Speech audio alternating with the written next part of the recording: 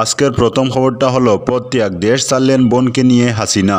কোটা সংস্কার আন্দোলনকে কেন্দ্র করে উদ্ভূত পরিস্থিতিতে রাষ্ট্রপতি মোহাম্মদ শাহাবুদ্দিনের কাছে পদত্যাগপত্র জমা দিয়ে দেশ ছেড়েছেন প্রধানমন্ত্রী শেখ হাসিনা।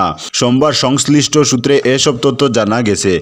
বার্তা সংস্থা এএফপি এক প্রতিবেদনে জানিয়েছে, চলমান পরিস্থিতিতে দেশ ছেড়েছেন প্রধানমন্ত্রী শেখ হাসিনা।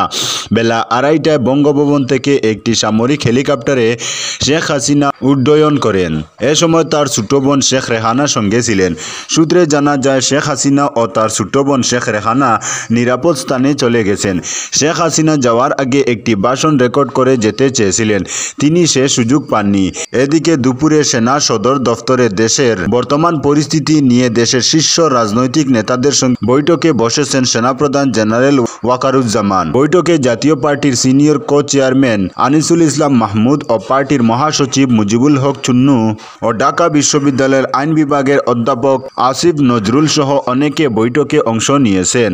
আজকের পরবর্তী খবরটি হলো, হাসিনা পারলেন না অন্তর্বর্তী সরকার গঠনের ঘোষণা সেনাপ্রধানের। প্রধানমন্ত্রী পদ থেকে ইতিমধ্যে ইস্তফা দিয়েছেন শেখ হাসিনা।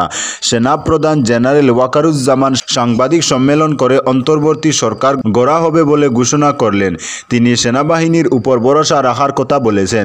সব হত্যার বিচারের আশ্বাসও দিয়েছেন।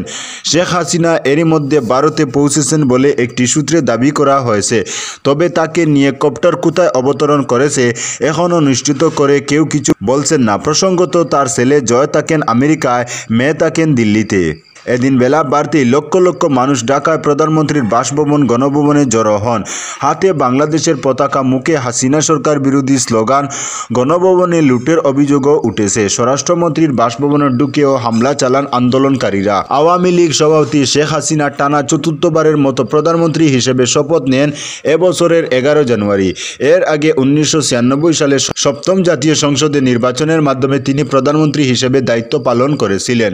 পরে 2008 সালে সেনা সমর্থিত তত্ত্বাবধায়ক সরকারের অধীনে নবম জাতীয় সংসদ নির্বাচনের মাধ্যমে জয়ী হয়ে প্রধানমন্ত্রী হন শেখ হাসিনা।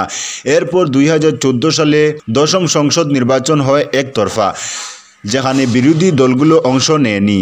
2018 সালে একাদশ জাতীয় সংসদ নির্বাচন নিয়েও বিতর্ক রয়েছে। চলতি বছরের জানুয়ারিতে দ্বাদশ জাতীয় সংসদ নির্বাচনের মাধ্যমে তিনি আবার প্রধানমন্ত্রী হন। এতেও প্রধান বিরোধী দলগুলো অংশ নেয়নি।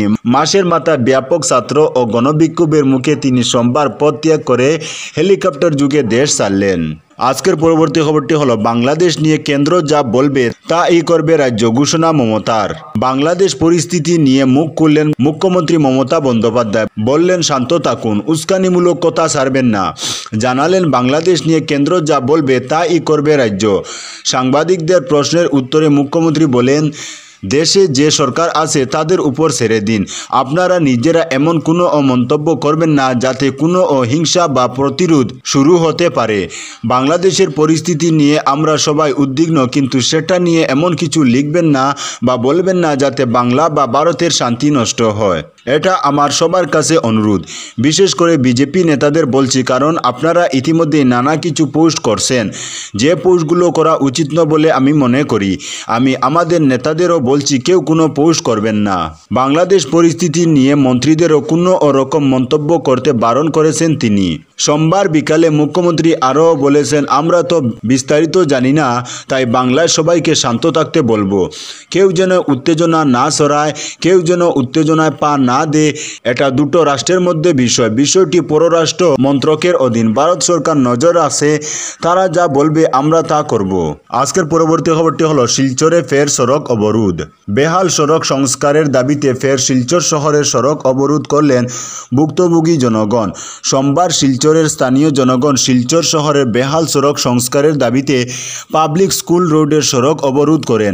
আন্দোলনকারীরা সংবাদ মাধ্যমে বলেন, অনেকদিন ধরে এই রাস্তার অবস্থা বেহাল থাকার কারণে প্রাণীর ঝুঁকি নিয়ে চলাফেরা করতে হয় পথচারী সহ স্থানীয়দের, এবং রাস্তার অবস্থা বেহাল থাকার কারণে ধুলোময় পরিবেশের জন্য স্থানীয়দের জনজীবন নাজেহাল হয়ে উঠেছে।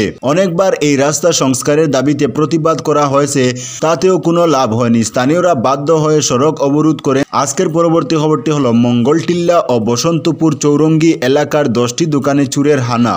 রামকৃষ্ণনগর ও রাতাবাড়ী থানার অন্তর্গত মঙ্গলটিল্লা ও বসন্তপুর চৌরঙ্গি এলাকার 10টি দোকানে হানা দিল চুরের দল। শনিবার রাতে হানা দিয়ে মূল্যবান জিনিসপত্র সহ নগদ অর্থ হাতিয়ে নিয়েছে। এ খবর পেয়ে ঘটনাস্থলে পৌঁছেছে রামকৃষ্ণনগর ও রাতাবাড়ী পুলিশ। সোমবার সকালে দোকানগুলোর মালিক দোকান খুলতে এসে দেখেন দরজার তালা খোলা রয়েছে। সঙ্গে সঙ্গে তারা এলাকার মানুষকে বিষয়টি জানান। এরপর 10টি দোকান মালিক রামকৃষ্ণনগর ও রাতাবাড়ী 2টি থানা এজাহার দায়ের করেন। রবিবার সঙ্গে সঙ্গে 2 থানা থেকে পুলিশ এসে দোকানগুলো খতিয়ে দেখে। দোকান মালিকরা হলেন রঞ্জিত দেব, রিপন দাস, বিবেকানন্দ দাস, অরবিন্দ দাস রায়, মঞ্জু দেব, কৃপেশ দাস, সৌমিত্র নমশূদ্র, রঞ্জিত দাস, সুবোধ রায় ও কৃষ্ণ দাস। 10টি দোকানের মধ্যে 3টি মুদি দোকান, 1টি কাপড়ের, 2টি চায়ের স্টল, 1টি মোবাইলের দোকান, 1টি স্টেশনারি দোকান, 1টি ইলেকট্রনিকের ও 1টি ফাস্টফুডের দোকান। রিপন দাস জানান তার মুদি দোকান থেকে নগদ 60,000 টাকা হাতিয়ে নিয়ে চুরের দল। আজকের পরবর্তী খবরটি হলো সাংবাদিকদের বিভিন্ন সমস্যা নিয়ে মুখ্যমন্ত্রীর সঙ্গে সাক্ষাৎ বার্তাজীবী প্রতিনিধি দলের। রাজ্যের কর্মরত সাংবাদিকদের বিভিন্ন সমস্যা সমাধানের দাবিতে অসম বার্তাজীবী সংঘের এক প্রতিনিধি দল রবিবার মুখ্যমন্ত্রী ডক্টর হিমন্ত বিশ্ব শর্মার সঙ্গে সাক্ষাৎ করে কয়েকটি দাবি সম্বলিত একটি স্মারকপত্র প্রদান করেন। অসম বার্তাজীবী সংঘের সভাপতি মধুসূদন মেধি, উপসভাপতি অঞ্জন কুমার শর্মা ও সাধারণ সম্পাদক মুকুট রাজ শর্মা মুখ্যমন্ত্রীর দিশপুর কার্যালয়ে সাক্ষাৎ করে সাংবাদিক সংবাদকর্মীদের বিভিন্ন সমস্যার বিষয়ে আলোচনা করার পাশাপাশি স্মারকপত্র প্রদান করেন। আজকের পরবর্তী খবরটি হলো দোলাই উপনির্বাচনে চা বাগানের প্রার্থী চাই শ্রমিকদের দাবি। যতদিন যাচ্ছে দোলাই বিধানসভা কেন্দ্রের উপনির্বাচনে সব রাজনৈতিক দল টিকেটের দাবিতে দৌড়ঝাঁপ শুরু করেছে। অন্যদিকে চা শ্রমিকদের নেতাসহ একজন সমাজকর্মী হিসেবে সুপরিচিত রাজকুমার দাসের পক্ষে দোলাই বিধানসভার অন্তর্ভুক্ত 12টি বাগানের শ্রমিকেরা আগামী দোলাই কেন্দ্রের উপনির্বাচনে তাকে বিজেপি দলের টিকিট প্রদানের জোরালো দাবি উঠেছে। শনিবার বিকেলে ডার্বি চা বাগানের শ্রমিকরা রাজকুমার দাসকে বিজেপি দলের টিকিটের দাবিতে এক সভা অনুষ্ঠিত হয়। সভায় বাগান পঞ্চায়েত নাক্কাপাশি বলেন, স্বাধীনতার পর থেকে কোনো ও বাগান শ্রমিকের সন্তান দোলাই বিধানসভার কেন্দ্রে বিধায়ক নির্বাচিত হয়ে অসম বিধানসভায় যাননি। তাই এইবার শাসক দল বিজেপির দোলাইয়ের একনিষ্ঠ কর্মী তথা সমাজকর্মী রাজকুমার দাসকে দলীয় টিকিট প্রদান করলে 12টি বাগানের শ্রমিকেরা বিনা শর্তে তার পক্ষে কাজ করবেন।